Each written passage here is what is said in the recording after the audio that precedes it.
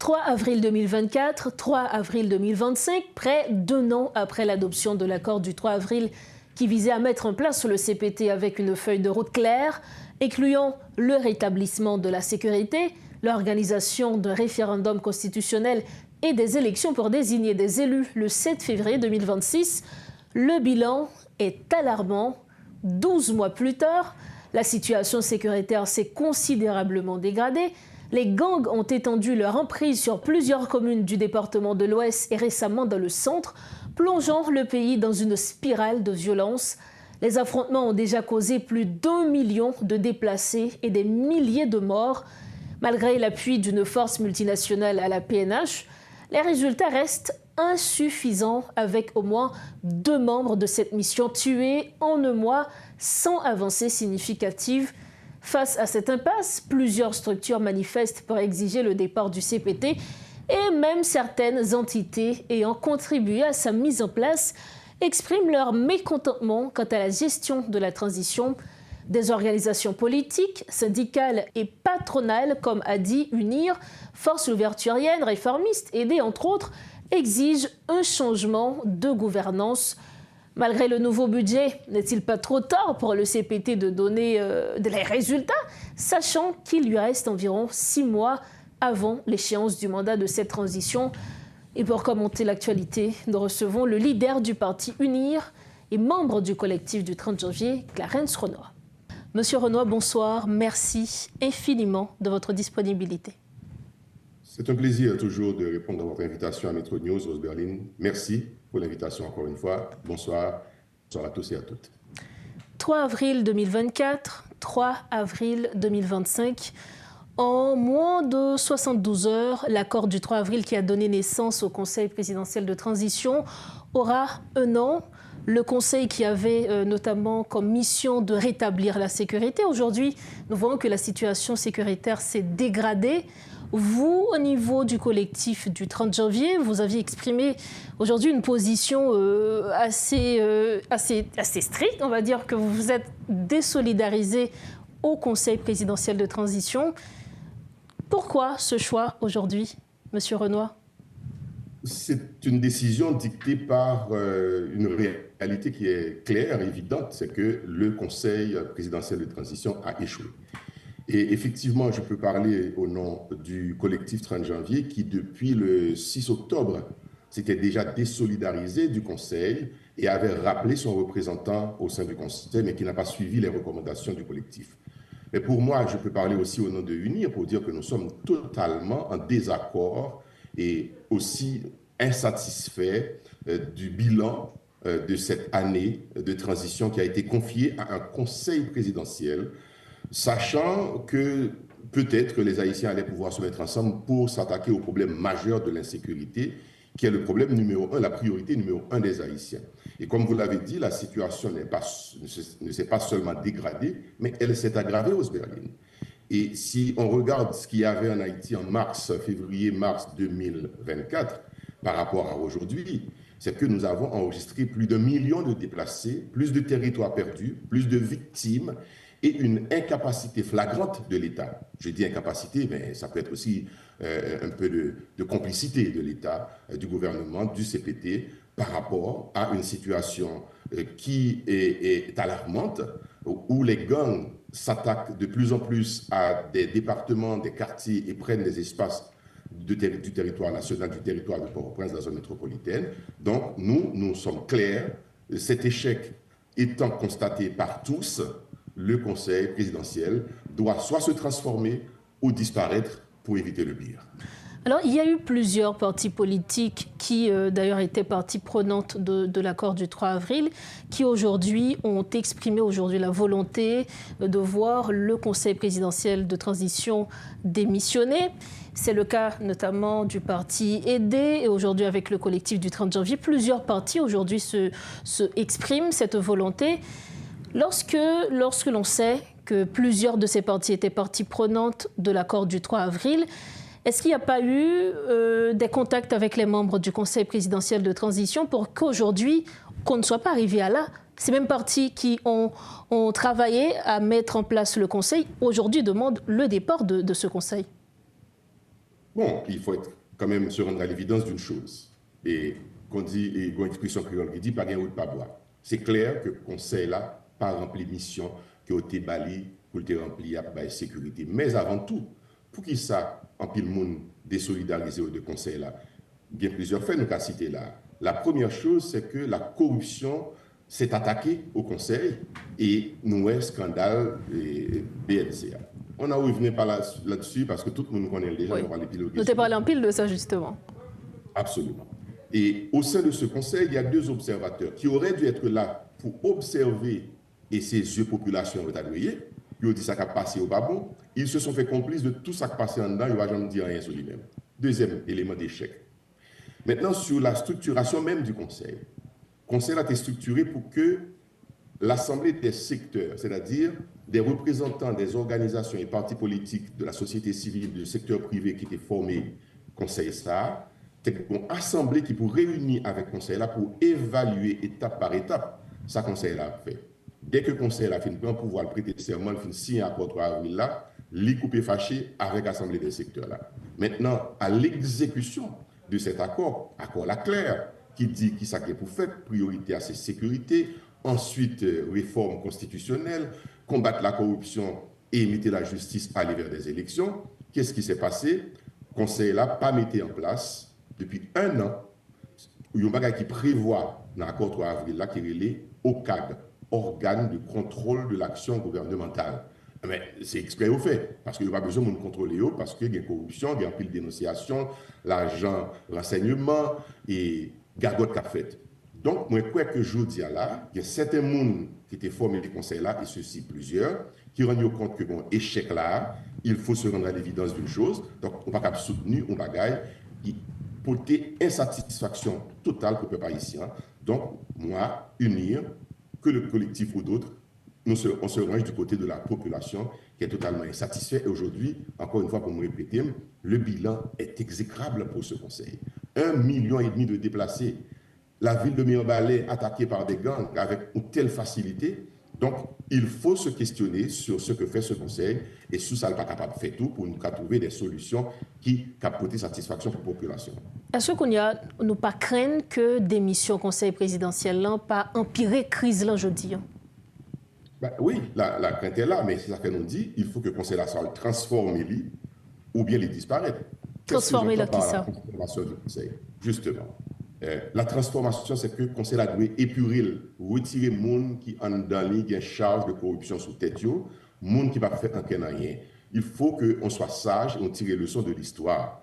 7 personnes, 9 personnes, c'est trop lourd administrativement, c'est trop lourd en termes de dépenses pour l'État qui est pauvre, parce que nous, ça a passé, il y a une sorte d'arrogance quelque part, il y a une sorte de aveuglement, on cécité, mon yo pas ouais, dans le conseil là, il a circulé dans des véhicules blindés, population lui-même a pris balle dans la rue, elle a mouru. Donc, on a besoin de réduire taille conseil là pour gagner moins de charge sur l'État. C'est son premier façon pour le transformer. La deuxième façon, c'est que formule 7 membres là, plus 2 observateurs là, il n'a pas marché. Il faut se retourner avec un regard lucide, sérieux vers la Cour de cassation pour associer la Cour de cassation. Il faut trouver un mécanisme juridico-politique. C'est-à-dire, la Cour de cassation représente encore ce qui reste dans la Constitution de 87, eh bien, retourner vers lui-même, associer-les à les secteurs politiques et la société civile. Donc, on forme un nouveau gouvernement avec un président et 3 membres de conseil qui permettent que le travail qui est pour faire là, il fait mieux, il fait avec l'aspect juridique que la Cour de cassation, représentant pour cassation à côté Bali, et l'aspect politique qui a un équilibre avec la représentation des partis politiques et de la société civile. C'est ça qu'il faut faire. Sinon, qu'est-ce qui capone sous tête nous quand on répète Damoclès, Madame Rose-Berlin, c'est que vous gagnez une colère populaire qui a grondé et qui a arrivé à une catastrophe, par contre, ça qui va le passer. Deuxièmement, vous gagnez gang qui a avancé. Donc, objectif clair, il dit, c'est prendre villa d'accueil là, prendre primature là. Donc, nous ne pouvons pas quitter que c'est gang qui a dirigé le pays. Donc, il faut trouver rapidement une formule acceptable et il doit sortir dans l'initiative pour côté conseil. Si le conseil n'a pas fait, ce conseil est appelé à disparaître. Pour nous sauver la transition, il faut faire quelque chose et ceci rapidement. Alors, est-ce que nous ne pouvons pas tomber dans un cycle infernal de transition où, dans l'intervention, nous avons évoqué sa population en vrai? Est-ce que la population elle-même, selon le sondage, nous pensons que pour on juge à la Cour de cassation pour formuler ça? Ou bien ce ne peut pas tomber dans un cycle, changer monde, mettre monde, mais le problème n'a toujours été même? Alors, soyons clairs sur sa population en vrai. Population a besoin de sécurité. C'est la première exigence, population en fait le besoin de sécurité pour le vivre. Maintenant, sur l'aspect politique de la crise de Mme Ousberlin, c'est que nous avons besoin d'éviter que le Conseil présidentiel de transition arrive dans le bout de dans terme au 7 février 2026 et puis nous constater que le pas qu'à faire élection. À partir de ce moment, on va l'obligé de prendre une autre transition. Maintenant, pour sauver la transition, donc certaines linéarités, mais le cas de prolongation quand même, c'est aujourd'hui là, associer aspect juridique là, avec la Cour de cassation, à conseil qu'il a, remanier quelque part, j'en ai dit là, pour permettre que, justement, ou continuer le travail qui peut être fait par pas fin fait, mais l'arrivée dans 7 février, qu'on est la prolonger juste ou fait élection. Mais si autant de 7 février arrivé pour conseiller ça, fin fait travail, qu'il pas fait l'aller, on va prendre notre transition, on va demander 1 an ou 2 avant de réussir à faire élection. Donc, il faut que nous gérions temps avec ça, nous sommes capables de jouer là, nous ne sommes pas capables de continuer, quitter le pays à diriger dans l'illégitimité et en dehors de la Constitution. Il faut revenir à la Constitution le plus tôt possible, en passant d'abord par le rétablissement de la sécurité. Et m'envie de dire un mot sur la question de ça, rétablissement de la sécurité. Donc, il faut que le Conseil là parité Jean Liala jusqu'au 7 février 2026. Maintenant, sur la sécurité, si vous voulez que je dise une chose, moi, je crois qu'il faut nous rendre compte d'un bagage. Conseil là, pas de résultat sur la question de sécurité, mais les forces de sécurité nationale incapables aussi de sécurité. Le millier de soldats étrangers qu'il a, Kenyans et autres, est insuffisant. C'est vrai que des matériels, mais nous manquons hommes, nous manquons monde en plus. Il faut que la communauté internationale là, pas quitter Haïti à sombrer dans le chaos, il faut que la communauté internationale là aide Haïtiens à sortir dans sa là pour que 1 million, plus que 1 million de monde qui quittent Caillou depuis 1 an, 2 ans pour certains, Caille Kaboulé, centre-ville Port-au-Prince qui est défiguré, capable de retrouver un semblant de vie pour l'école reprendre, pour le business reprendre, pour nettoyer centre-ville Port-au-Prince. Il faut que la communauté internationale vole au secours d'Haïti d'une manière ou d'une autre, parce que le peuple n'est pas capable de continuer dans sa lien encore. Nous pour nous retourner sur la question communauté internationale, là, mais est-ce que nous avons un plan sur qui ça le fait? Parce qu'il est clair que membre conseil présidentiel n'a pas voulu démissionner. Est-ce que nous allons forcer à démissionner? Qui moyen de pression que nous avons pour démissionner? Il y a 2 moyens de pression pour démissionner, mais je crois qu'il faut éviter parce que c'est dans le cas où on a tombé. Soit la population fait révolte et nous commençons à gagner des signes, la manifester, il était très patient, l'attendre, mais il n'a pas une solution, il commence à prendre la rue. Son premier élément, par contre, côté le cas débouché. Deuxièmement, c'est que gang a avancé sous son pouvoir. Nous ne pouvons pas quitter un politique responsable que ces gangs viennent prendre le pouvoir. Donc, à partir de ce moment, le jeu revient au Conseil. Et c'est un appel lancé directement à celui aujourd'hui qui joue le rôle du président du Conseil, M. Fridjan. Il faut qu'il prenne l'initiative pour le Conseil n'a pas effondré totalement pour 2 situations catastrophiques qui n'ont pas arrivé. Il faut qu'il y ait une solution politique qui vienne. Et à cette solution politique, il faut joindre la Cour de cassation, associer d'autres secteurs politiques qui n'étaient pas impliqués dans la mise en place du CPT, pour que nous ayons une solution qui rapprochait le plus possible de la loi et de la Constitution pour éviter le chaos, pour éviter l'anarchie. Monsieur Renoir, on a fini sous question communauté internationale. Est-ce que je dis avec l'arrivée de Donald Trump au pouvoir, aujourd'hui également avec l'arrivée du nouveau Premier ministre Mark Carney, est-ce que vous pensez que même apport que tu as apporté à Haïti, est-ce que c'est même intérêt à qui gagne aujourd'hui pour aider Haïti à sortir dans sa lière? De toutes les manières, pour le peu qui fait là déjà, c'est grâce à la communauté internationale, notamment les États-Unis, qui baillent un peu l'équipement, qui baillent l'argent pour que la mission qu'il a soit capable de payer, soit capable de fonctionner. Mais ça ne suffit pas. C'est un appel aussi qu'on doit lancer aux Américains, parce que nous avons un pile haïtien qui vit aux États-Unis, qui a contribué à la richesse des États-Unis. Nous avons haïtiens qui sont au Canada, qui sont en France. Et puis il y a des relations historiques entre Haïti, la France, les États-Unis, le Canada et d'autres pays. moi, je pense qu'il n'y a pas qu'à quitter Haïti à sombrer.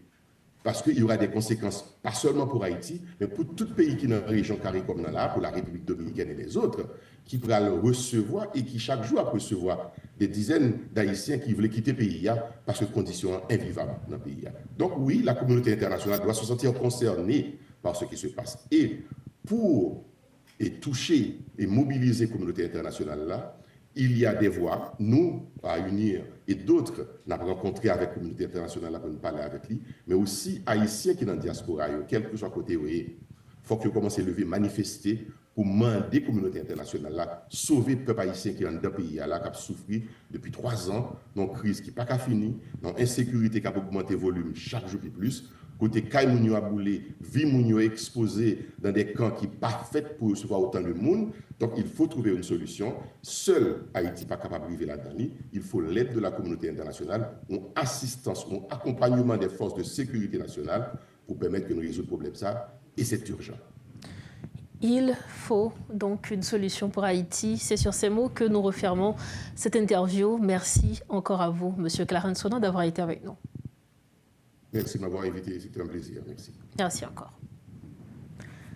Voilà donc l'analyse du leader du parti UNIR, Clarence Ronoy. Il était l'invité de Métronos ce soir.